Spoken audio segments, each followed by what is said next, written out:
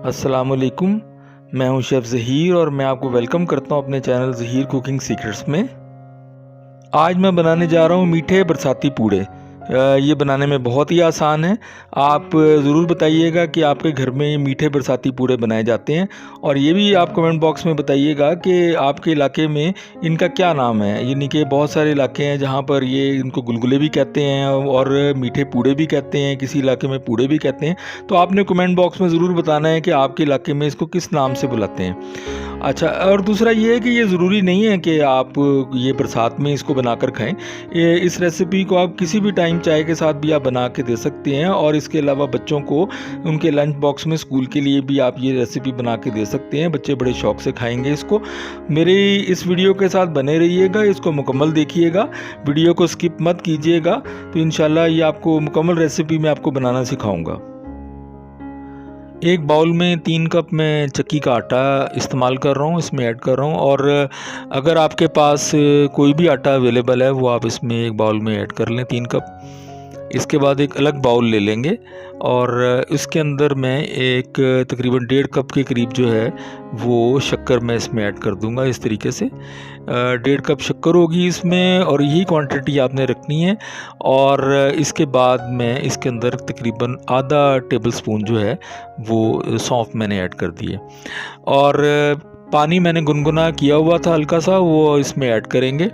और गुनगुने पानी का ये फ़ायदा होगा कि शक्कर और सौंफ जो है वो जल्दी जो है इसके अंदर, सौंफ का भी खुशबू इसमें शामिल हो जाएगी और शक्कर भी जल्दी मेल्ट हो जाएगी इसके अंदर। तो मिलते हैं 10 मिनट के बाद।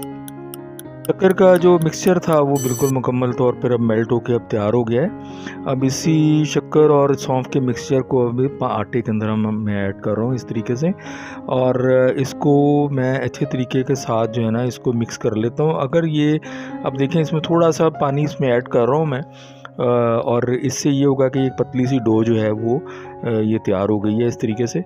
उसको अच्छे तरीके से मिक्स कर लें इस तरीके से।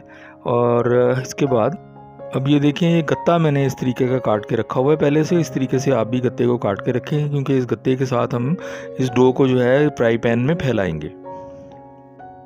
फ्राई पैन में तले के ऊपर हल्का सा सरसों का ऑयल जो है उसको मैंने ब्रश कर लिया।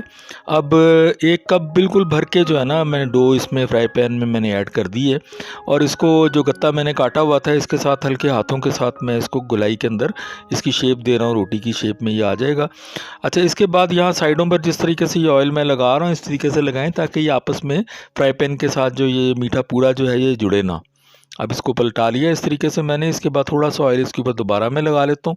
ये सरसों का तेल मैं इसको इस्तेमाल कर रहा हूँ, और सरसों के तेल के अंदर ही इसका जायका और खुशबू जो है ना वो दुबाला होती है, इसलिए सरसों का तेल ही आप इसमें यूज़ कीजिएगा। देखें कितना खूबसूरत इसका मीठे पूड़े का जो टेक्स्चर है कितना ज़बरदस्त आ गया।